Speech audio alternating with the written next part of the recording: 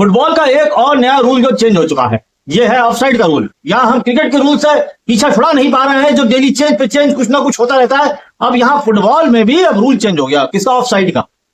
जो अभी तक थोड़ा सा सही बाहर हो जाए तो ऑफसाइड मिल जाता था, या पैर या सही या कुछ भी थोड़ा सा बाहर हुआ तो ऑफसाइड हो गया।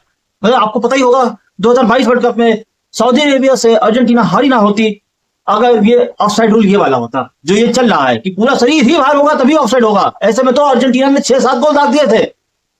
और तुम ये सोचो, अपने प्राइम में लियोनेल मेसी भाई ने 91 गोल मारे थे, 91। अब ये ऑफसाइड रूल पे अगर ये ऑफसाइड रूल होता कि पूरा शरीर जब बाहर होगा तभी ऑफसाइड, भाई उसके तो 150 गोल होते हैं कम से कम, आराम से भाई दौड़ता, भाई कोई टेंशन नहीं है। ऑफसाइड रूल की कोई टेंशन ही नहीं है, पूरा शरीर बाहर होगा अब तब ऑफसाइड होगा। भाई एम्बापे, हालैंड, भाई ये सब तो आतंक बचा देंगे यार। अगर अब भी तुम 100 गोल ना मार पाओ ना, लियोनेल मेसी का रिकॉर्ड ना तोड़ पाओ 91 गोल्स का, तो खेलना छोड़ देना।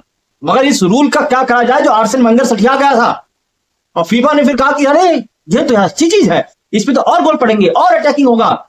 जो बार्सिलोना इतना हाई लाइन खेलती है जाके, अब तो उसे मतलब कि डिफेंस को बहुत पीछे रखना पड़ेगा, डिफेंस आगे नहीं आ सकता है उसको, क्योंकि देखना पड़ेगा ना कि कहीं गलती से भी प्लेयर का थोड़ा सा भी हिस्सा आगे है तो ऑफसाइड नहीं है।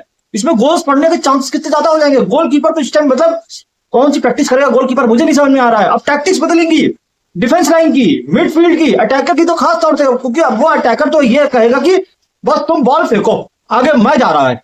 अब तो मेरे हिसाब से ऐसे कि 2 लोग अटैकिंग पे होते हैं, मैं मुझे लगता है 4 लोग अटैकिंग करेंगे एकदम से, मतलब गोल दागते रहते हैं। जो बड़ी टीम है वो छोटी टीमों को मतलब आड़े हाथ ले सकती हैं। तुम सोचो कि किस हद तक गोल स्कोरिंग बढ़ेगी जिस टाइम पे Ronaldo, Iniesta, Xavi, Messi, Sergio Ramos इन सब ने खेला है, जिस एरा में भाई कितना खतरनाक एरा था वो।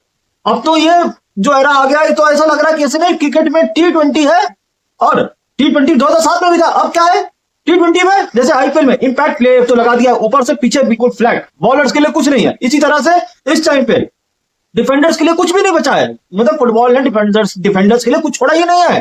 कहीं अब तुम लोग क्या कर लोगे? अब डिफेंस वालों को तो गालियां पड़ेंगी कि तुमने सही डिफेंस नहीं किया। अब तो डिफेंस वाले पैर मतलब कि जैसा सर्जियो रामोस डिफेंडिंग करता था वैसी डिफेंडिंग करनी पड़ेगी। और जो लोग बहुत क्विक हैं, मतलब कि भागने में बहुत तेज है, जैसे कि एम्बापे, विनीसियस जूनियर, हालैंड और न जाने कितने और सारे हैं, वो तो भाई बिल्कुल एक लेवल का कहर होगा। और सेकेंडली जैसे हेडर्स पड़ते हैं वहां पर कॉर्नर पे, या किसी ने पीछे से बॉल आगे पास करी है राइट विंग पे, लेफ्ट विंग पे या सेंटर मिडफील्ड पे, भाई ऑफसाइड है ही नहीं।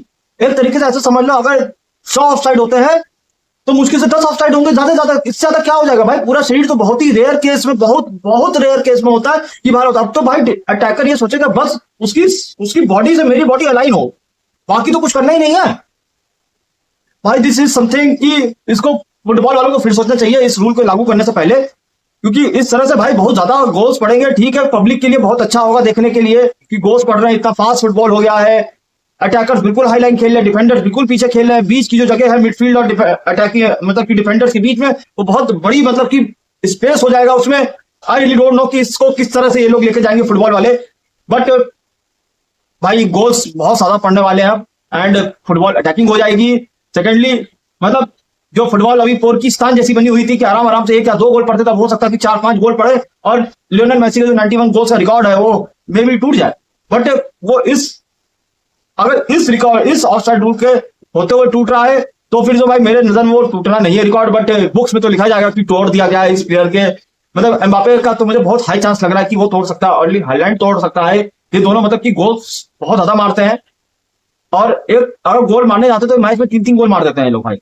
हालैंड तो मुझे लगता है 6-7-8 गोल मारेगा, क्योंकि ऑफसाइड का तो कोई उसको डर ही नहीं है भाई यार। और सेकेंडली जो अब अटैकिंग जो डिफेंडर थे वो बहुत पीछे खड़े होंगे, मतलब कि ऐसा हो सकता है कि डी की लाइन पे खड़े हैं, बिल्कुल आगे नहीं आ रहे हैं, क्योंकि हालैंड अगर भागने पे आया तो भाई कोई डिफेंडर उसको पकड़ नहीं सकता है यार, और फिर उसका 1-on-1 सिर्फ गोलकीपर से होगा। और he is really good at dribbling, मतलब कि शॉट्स लेने में भाई कितने स्ट्रॉन्ग लेग्स हैं उसके।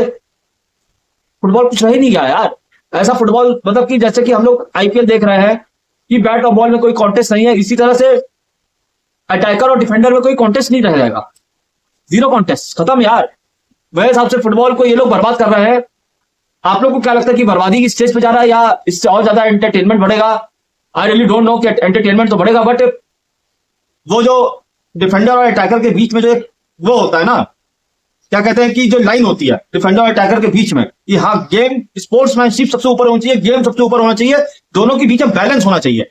वो बैलेंस खत्म कर दिया इस ऑफसाइड रूल ने मेरे हिसाब से। आप लोग क्या लगता है? आप लोग प्लीज कमेंट बताइए। अगर वीडियो अच्छी लगी हो तो वीडियो को लाइक करिए, चैनल को सब्सक्राइब करिए, और एक हाइप का भी बटन है उसको भी क्लिक करिए, तो यूट्यूब इसको थोड़ा प्रमोट कर देता है। ठीक है, टिल देन भाई, जय हिंद। और जो होना तो वो हो चुका है, अब कुछ किया नहीं जा सकता।